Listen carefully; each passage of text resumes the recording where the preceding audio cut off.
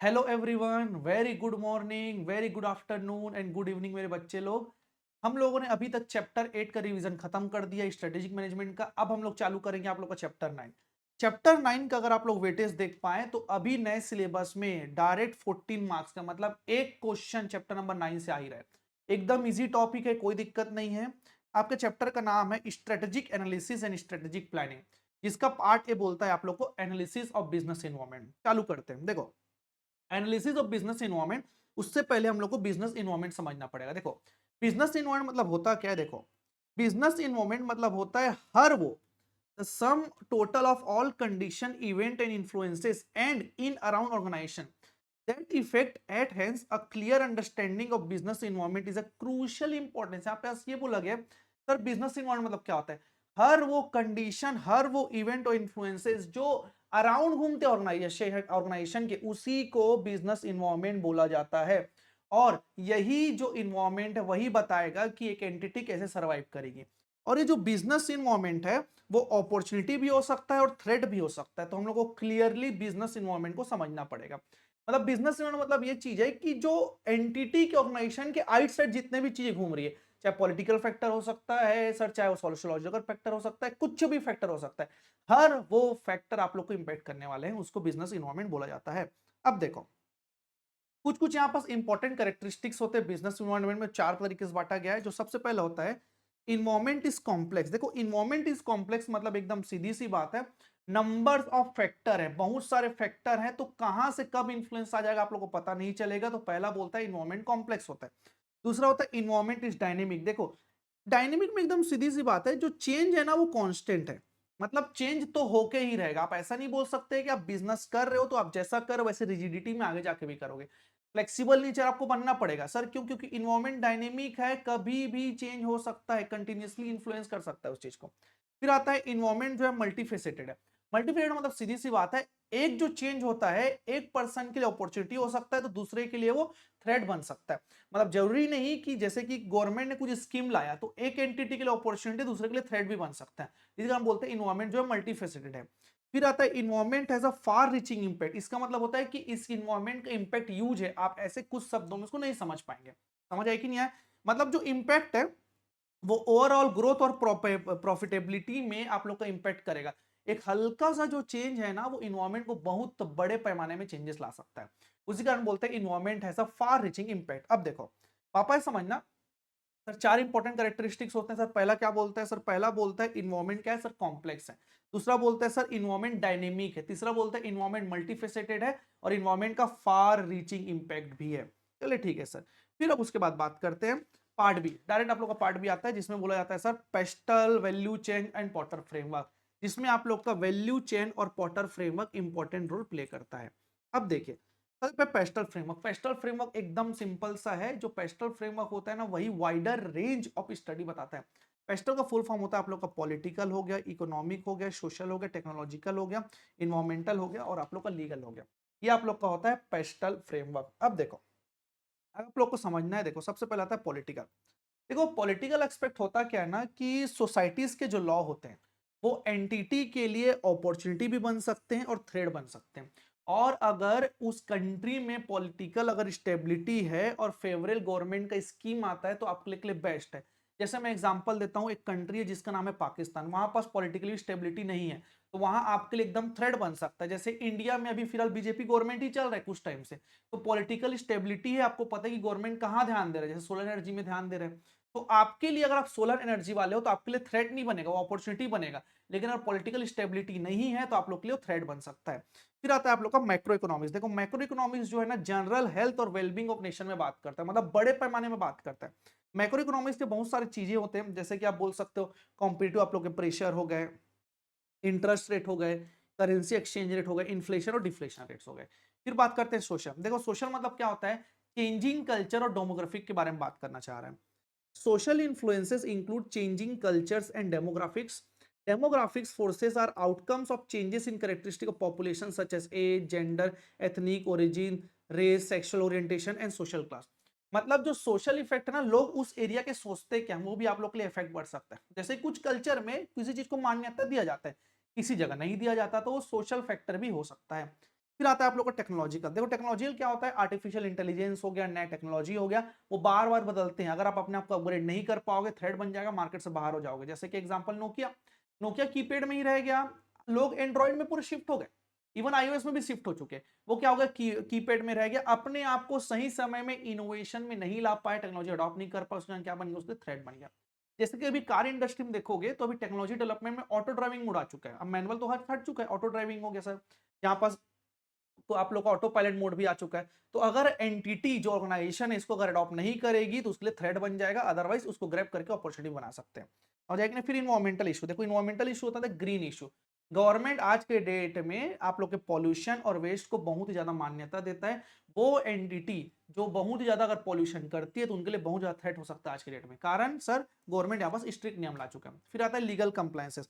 Legal बोला जाता है जैसे कि हेल्थ हो गया, सेफ्टी मेजर हो गया, आप लोगों को कुछ कुछ लीगैलिटी में रजिस्ट्रेशन लेना पड़ेगा, जैसे जीएसटी एसटी हो गया, एफएससीआई हो गया एंड सो ऑन।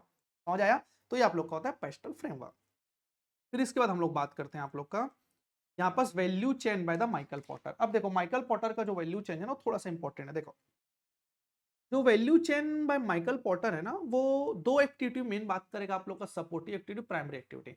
उससे पहले समझना वैल्यू चेन बोलता क्या है कि categories of activities within and around an organization. मतलब बोलता है कैटेगरीज ऑफ एक्टिविटीज जो इन एंड अराउंड ऑर्गेनाइजेशन में घूमते हैं सर, जो क्रिएट करते हैं प्रोडक्ट और सर्विस को साथ में मिलके, वो वैल्यू चेन होता है। मतलब शुरू से लेके आखिरी तक जो सब एक्टिविटी होते हैं जो इर्द गिर्द घूमते हैं, इन एंड अराउंड बोलते हैं जिसको, वही आप लोग का वैल्यू चेन माना जाता है।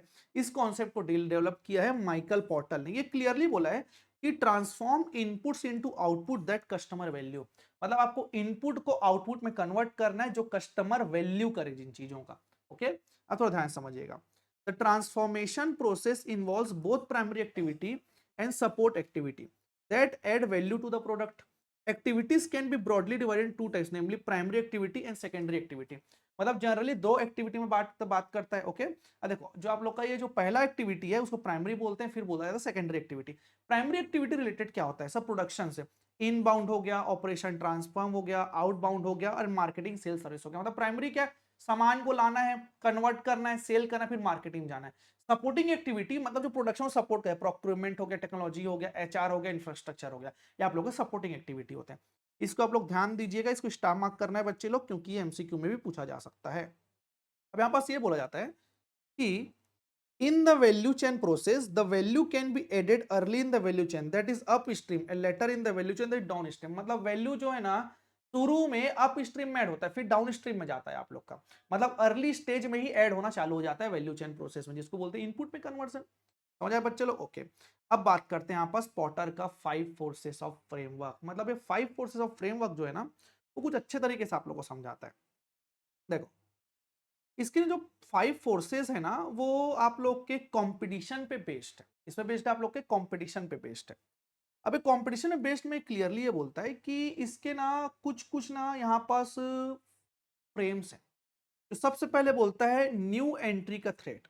मतलब लोग अगर एंट्री करना चाहेंगे तो क्या क्या दिक्कत हो सकता है, ठीक है।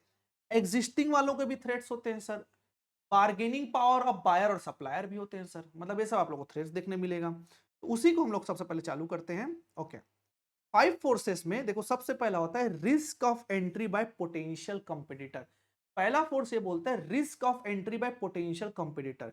अब सर ये पोटेंशियल कंपटीटर होता है क्या, थोड़ा ध्यान से समझिए। देखो ऐसे कॉम्पिटिटर जो करेंटली मार्केट में compete नहीं कर रहे, जैसे कि अगर मैं टाटा की बात करूं, टाटा अभी रिसेंटली देखो एग्जांपल हो तो फूड की इंडस्ट्री में तो नहीं है अभी फिलहाल, टेलीकॉम में भी नहीं अभी फिलहाल के लिए, पहले था अब तो नहीं है, लेकिन चाहे तो वो compete कर सकते हैं। तो उसको बोलते हैं risk of entry by potential competitor. अब एक्चुअली होता क्या है ना कि यहाँ पास एक दिक्कत ये हो सकती है, establish company are those which are already operating industry, it will be more difficult to generate profit due to established company. Already company उस मार्केट में डेवलप कर चुका है, तो नए वालों लोग को बहुत दिक्कत हो सकती है। जैसे कि जियो ऑलरेडी प्रॉफिट मेकिंग कंपनी है, जियो का जो सिम जो बिक रहा है अभी जियो फाइनेंशियल सर्विस के द्वारा, कोई नई कंपनी अगर एंटर करती है तो भाई उसको जियो को टक्कर देना पड़ेगा, और जियो क्या स्टेब्लिश्ड कंपनी ऑलरेडी अर्न कर रही है, तो दिक्कत हो सकता है। It involves greater entry barrier, this will keep potential competitor out of the market. जो compete कर भी सकते हैं टाटा, वो जानबूझ के सिम में नहीं आ सकता टेलीकॉम में सर, क्योंकि जियो ऑलरेडी एंटर मार्केट में स्टेब्लिश मार्केट बना के रखा है। तो यहाँ पास बहुत ही ज्यादा एंट्री बैरियर होता है। तो पहला बोलता है आप लोग का risk of entry by the potential competitor. Okay, अब समझना। देखो इसमें फैक्टर्स क्या क्या होते हैं। सबसे पहला होता है इकोनॉमीज ऑफ स्केल। अब देखो इकोनॉमीज ऑफ स्केल मतलब होता है कि जितना ज्यादा आप मास प्रोडक्शन करोगे उतना यूनिट कॉस्ट कम होगा। तो जो इस्टेब्लिश्ड कंपनी है वो already economies of scale large scale में प्रोड्यूस करी। जैसे एग्जांपल जियो, आपको पता है कि जियो इतना कम प्राइस में बेच रहा है सर, कारण क्योंकि इसके पास इकोनॉमीज ऑफ स्केल है, लार्ज नंबर ऑफ कस्टमर है, यूनिट कॉस्ट भी कम हो रही है भैया, प्रॉफिट ये लोग कम कम प्रॉफिट ज्यादा लोगों से अर्न कर रहे हैं, तो इकोनॉमीज ऑफ स्केल होता है। फिर होता है ब्रांड रॉयल्टी। अब देखो ब्रांड रॉयल्टी एकदम सीधा सी कॉन्सेप्ट है। एक कंज्यूमर जो है ना एक गुड्स को प्रेफरेंस करता है दूसरे गुड्स के अलावा, उसको ब्रांड रॉयल्टी बोलते हैं। और एक इस्टेब्लिश कंपनी के पास ब्रांड रॉयल्टी होता है तो लोग क्यों नए गुड्स में जाएंगे, तो उसी कारण रिस्क ऑफ एंट्री होता है यहाँ पर। फिर अब बात करते हैं एब्सोल्यूट कॉस्ट एडवांटेज। अब इनके पास कॉस्ट एडवांटेज होता है सर, कारण क्या है, तीन मेन रिसोर्सेज। पहला सुपर प्रोडक्शन, ऑलरेडी लोग ज्यादा प्रोडक्शन कर रहे हैं, इनमें इनपुट का कंट्रोल है, और चीपर फंड में इनका एक्सेस है। चीपर फंड में एक्सेस मतलब पता है इन लोगों को मार्केट ऑलरेडी पहचान है, बैंक वाले इसको जानते हैं, कम में लोन दे देंगे। फिर अब बात करते हैं उसका कस्टमर स्विचिंग कॉस्ट। देखो कस्टमर स्विचिंग कॉस्ट होता क्या है, जनरली ना कस्टमर स्विचिंग कॉस्ट हाई होता है। अभी आपको मार्केट में अगर कोई नया सिम दिया जाएगा और ये बोला जाएगा कि हम जियो से ज्यादा बेनिफिट दे, आप स्विच करोगे नहीं करोगे, क्योंकि आपको टाइम और एनर्जी और मनी लगता है स्विच करने में। मनी चलो साइड रखो, आज डेट में लोग स्विच करना ही नहीं चाहते, हम जो यूज कर रहे हैं वही यूज करेंगे, हम काहे अपनी आदत को चेंज करें। तो कस्टमर स्विचिंग कॉस्ट भी बहुत ज्यादा इंटरेंस हो सकता है। फिर आता है गवर्नमेंट रेगुलेशन। बहुत सारे एंटिटी को अगर मार्केट में आना है तो भैया गवर्नमेंट से बात करना पड़ेगा और गवर्नमेंट के रेगुलेशन को फॉलो करना पड़ेगा। तो इसका पहला फोर्स उसे कारण बोला जाता है रिस्क ऑफ एंट्री, मतलब एंट्री करने में खतरा है, जहां पर ग्रेटर एंट्री बैरियर दिया गया है। फिर आता है रेवरली अमॉन्ग स्टेब्लिश्ड कंपनी। अब देखो स्टेब्लिश्ड कंपनी अपने खुद में ऑलरेडी भाई यहाँ पास राइवल है, खुद यहाँ पास लड़ाई कर रहा है, तो इससे होता क्या है भाई, रेड ओशन मार्केट बन जाता है। सर रेड ओशन मार्केट मतलब है यहाँ पास लोग लोअर प्राइस रखना चालू कर देते हैं। Rivalry refers to the competitive struggle between companies within an industry to gain market share from each other. मतलब एक दूसरे से मार्केट शेयर खींचने के लिए वो लोग जो चाहे वो कर सकते हैं। मार्केट तो स्टेब्लिश हो चुका है ऑलरेडी। जैसे कि मैं बात करता हूँ आप लोगों का शैम्पू हो गया, एफएमसीजी प्रोडक्ट बात करता हूँ, हिंदुस्तान यूनिलीवर है और सर आप लोग का पीएनजी है। तो दोनों अपने मार्केट शेयर इंक्रीज करने के लिए क्या करें, राइवलरी में कंपटीशन बैठा रहे हैं लोग। समझ आए कि नहीं? तो इसमें होता क्या, लोग प्राइस के लिए लड़ते हैं, डिजाइन के लिए लड़ते हैं, एडवर्टाइज करते हैं, डायरेक्ट सेलिंग एफर्ट, बहुत सारी चीजें करते हैं। अब एक बात बताइए, अगर ऐसा चल रहा है तो नया एंट्रेंस आ पाएगा क्या? नहीं आ सकता नया एंट्रेंस। यहाँ पास ऐसे चार ऐसे फैक्टर हैं जो बहुत ज्यादा राइवल आप लोग के बैठाते हैं। सबसे पहला होता है इंडस्ट्री कॉम्पिटिटिव स्ट्रक्चर। अब देखो सबसे पहले ये चीज समझना कि जो इंडस्ट्री चल रहा है ना ऑलरेडी परफेक्ट कंपटीशन में चल रहा है, मतलब कोई पर्सन ना प्राइस डिसाइड नहीं कर सकता। लेकिन एक चीज समझना कि यहाँ पास जो है ना, इसी कारण जो नया कॉम्पिटिटर कॉम्पिटिटर है ना वो मार्केट से ऑलरेडी बाहर रहता है। In case price was new competitor are thrown out of the market. In case of economic boom times, competitor need new strategy. Here all industries are independent. एक दूसरे से इंडिपेंडेंट है। अब समझना, अगर कोई मार्केट में बूम पीरियड आया तो नई स्ट्रेटेजी फॉलो करना पड़ेगा। जैसे गवर्नमेंट ने कुछ स्कीम ला दिया कि हम लोग अब स्कूल में साबुन बंटवाएंगे, ठीक है, उसके लिए हम लोग टेंडर लाने वाले हैं, तो भाई यही लोग फाइल करेंगे एफएमसीजी वाले, तो तुरंत स्ट्रेटेजी बनाना पड़ेगा, कारण हमारे से जल्दी कोई दूसरा कॉम्पिटिटर ना भर दे भाई टेंडर को। इसी को तो स्ट्रेटेजिक मैनेजमेंट बोलते हैं ना, अपने कॉम्पिटिटिव एडवांटेज उठाना। फिर आता है इंडस्ट्री का डिमांड। अब देखो जितना ज्यादा डिमांड इंक्रीज होगा उतना ज्यादा कंपटीशन के चांसेस बढ़ेंगे, और जैसे डिमांड डिक्रीज होगा ना तो राइवल बढ़ेगा, आपको अपना मार्केट शेयर बचा के चलना पड़ेगा। मार्केट शेयर इंक्रीज करना एक दूसरी चीज होती है, लेकिन मार्केट शेयर बचा के चलने में बहुत दिक्कत हो सकती है आप लोग को। फिर आता है कॉस्ट कंडीशन। अब देखो एक्चुअली होता क्या है ना कि फिक्स कॉस्ट एक बहुत बड़ा आप लोग का पैरामीटर बन सकता है। सर फिक्स कॉस्ट क्यों पैरामीटर बन सकता है? देखो यहाँ पास ना fix cost are the cost that must be paid before the firm make a single sale. Single sale करने से पहले आप लोगों को पैसा देना पड़ेगा, फिक्स कॉस्ट है। जैसे मेरे को बिजनेस ओपन करना है तो मैं रेंट में पहले लूंगा ना, फिर बाद में सेल करूंगा, रेंट तो देवा गया, रिकवरी होगा कि नहीं होगा कोई गारंटी नहीं है।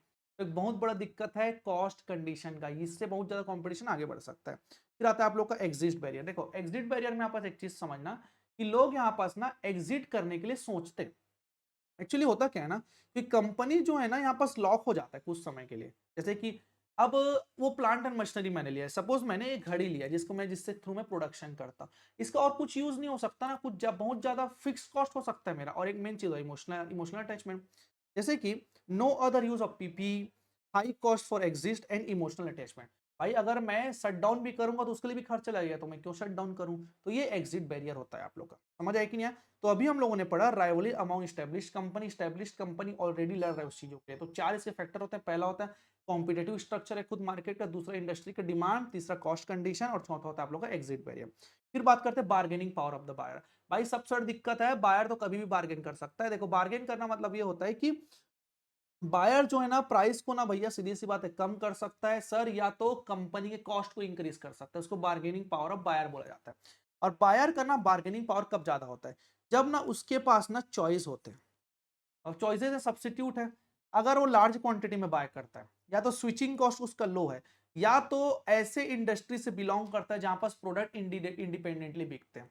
ध्यान से समझना, अगर बायर के पास ऑप्शंस हैं तो बोलेगा सर भैया आप तो 100 में दे रहे हो, सामने वाला 80 में दे रहे हैं, तो इसमें क्या बार्गेनिंग पावर बढ़ जाती है, सामने वाले भी 80 में देना पड़ेगा। अगर आप लार्ज क्वांटिटी में ले रहे हो, अगर आप लोग बल्क परचेस कर रहे हो, तो ऑब्वियसली बात है बल्क परचेस करोगे आप डिस्काउंट मांग सकते हो। इस टाइम पे बार्गेनिंग पावर देखा जाता है। स्विचिंग कॉस्ट मतलब अगर आप सर्विस प्रोवाइड नहीं करोगे तो मैं दूसरे से ले लूंगा, तो इसको स्विचिंग कॉस्ट बोला जाता है। स्विचिंग कॉस्ट कम है तो भी बार्गेनिंग पावर ऑफ बायर ज्यादा देखा जाता है। फिर बात करते हैं bargaining power of the supplier. देखो bargaining power of the supplier मतलब क्या होता है? इसका मतलब ये कि वो इनपुट प्राइस बढ़ा सकता है जो सप्लायर है, और पुअर क्वालिटी गुड्स भी दे सकता है। जैसे कि कब कब पावरफुल माना जाएगा? जब सब्स्टिट्यूट कम है। The product that supply sale has a few substitute, मतलब मार्केट में सब्स्टिट्यूट का है ही नहीं, ठीक है।